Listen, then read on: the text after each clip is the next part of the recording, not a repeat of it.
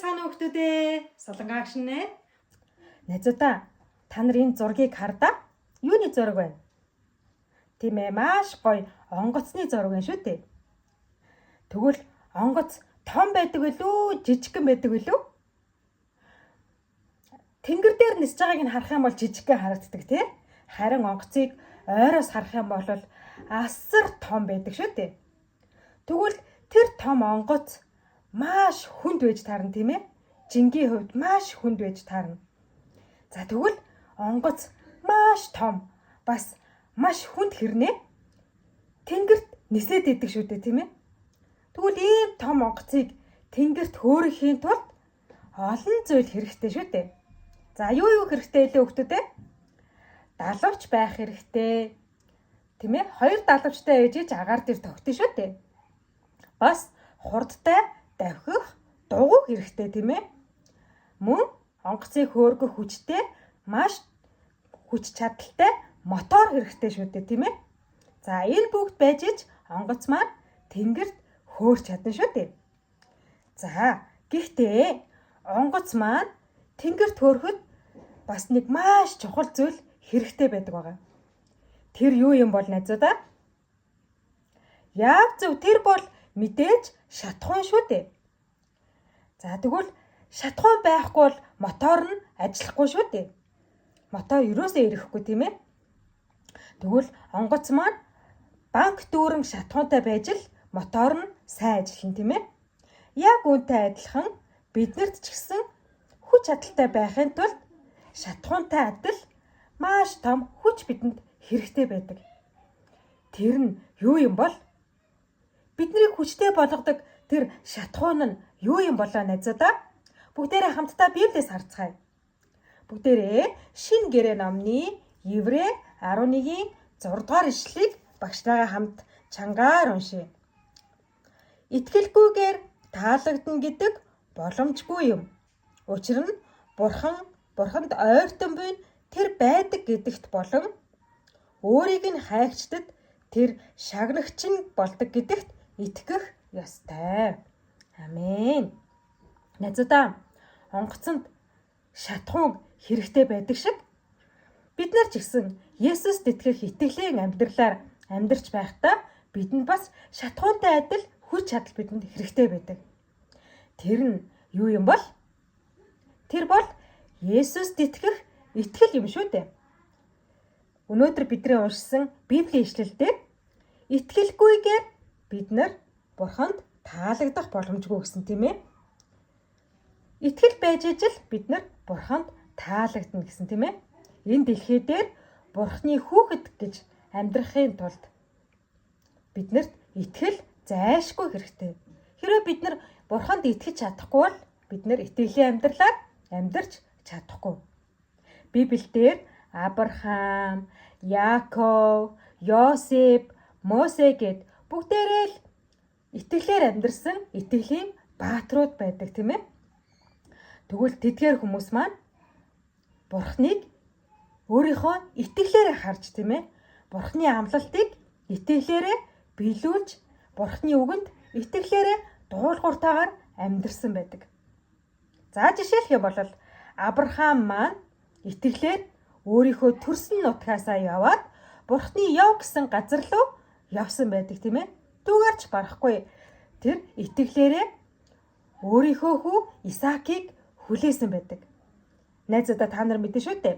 Авраам маш өндөр настайдаа Исаакийг төрүүлсэн байдаг тийм ээ. За цаашаа явах юм бол Йосеф гэж бас итгэлийн баатар байна. Та нар Йосефийг таних уу?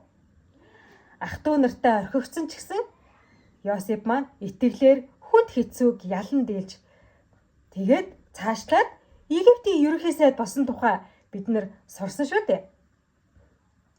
Өөр бас Мосе гэдэг мундаг итгэлийн баатар байгаа. Мосе өөрийнхөө итгэлээр дамжуулаад Израильчуудыг дагуулan цөлийг гаталж Канаан нутагт орсон байдаг.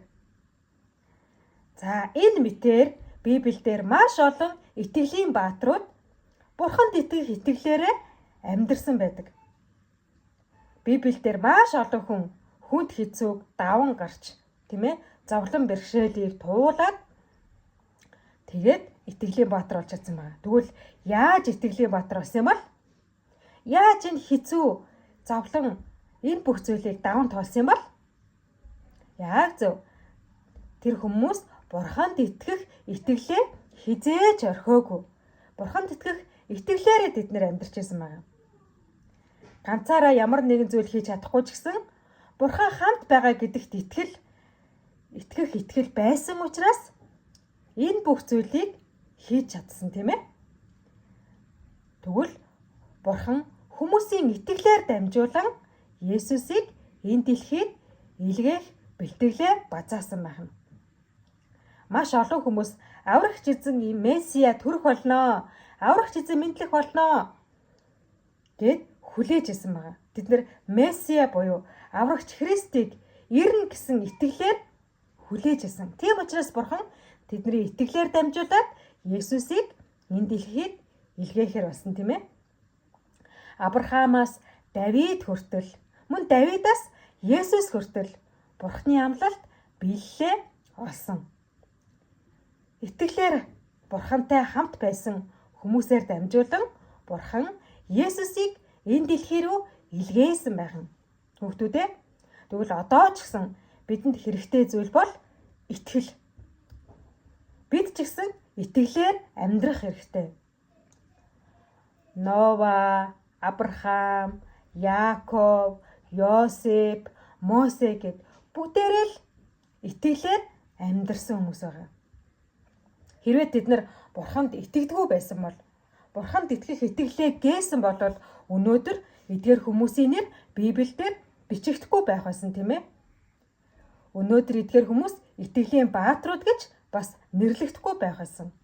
Тэгвэл эдгээр хүмүүсийн нэр яагаад Библиэлд бичигдсэн болоо? Эдгээр хүмүүс яагаад итгэлийн баатар гэж одоо хүртэл яригдаж байгаа юм болоо? Яагаад гэвэл тэд нар итгэлээрээ эцсээ хүртэл амьдарсан учраас. Тэд итгэлээр амьдарсан учраас амьдралд нь хүнд хэцүү зүйл тохиолдсон ч гэсэн тэднэрт тэр нь юу ч биш мэт санагдсан байна. Тэдгээр хүмүүс бэрхшээлийг бас харин илүү сайн зүйлийг өгдөг Бурхныг харж амьдарсан байна. Зовлонгоо харж амьдрах биш, харин Бурхныг ширтэн харж Бурханд найдаж амьдарсан. Яагаад гэвэл тэднэрт юу байсан бэлээ хүүхдүүдээ? Тэднэрт итгэл байсан шүү дээ. Тэгвэл итгэлийн хүч чадалд итгэх юм бол огтхонч хүнд хэцүү зүйл гэж байхгүй байх болно. Итгэлийн хүмүүс айл эртнээс л бүгдийг ялсан гэдгийг харуулсан шүү дээ. Тэгвэл бид нар ч гэсэн цаг үргэлж итгэлээр амьдардаг хүүхдүүд болох ёстой. Хүүхдүүдээ та нар одоо ч гэсэн Бурханд итгэдэг үү? Одоо ч гэсэн та нар Есүст итгэдэг үү? Тэгвэл энэ итгэлээ бид нар хизээж орхиж болохгүй. Амьдралд минь хэцүү зүйл тохиолдлоо, зовлон бэрхшээл тохиолдлоо гэд хизээж бид нар Бурхны гараас тавьж болохгүй байна, тийм ээ? Бид нар яг л Авраам, Исаак, Яаков, Мосе, Йосеп нар шиг тийм ээ? Эцсийн хүртэл бид нар итгэлээ сахиж амьдрах хэрэгтэй. Итгэлээрээ ямарваа нэгэн хүнд хэцүү асуудлуудыг ялан дийлдэг хүүхдүүд болох хэрэгтэй. Амен. Тэгвэл үргэлж итгэлээр амьдардаг хүүхдүүд байгаасай гэж багш нь та бүхнийг Есүсийн нэрээр юрөөж байна. Амен. Бүгдээрээ энэ 7 хоногийн турш итгэлээ сахиж, итгэлээр амьдарсан, эцсийн хүртэл Бурханд итгэх болно гэсэн амлалтыг Бурханд өгсөн тийм хүүхдүүд байцгаая. Бүгдээрээ эх 7 хоногт уулзцаая. Түр баяртай.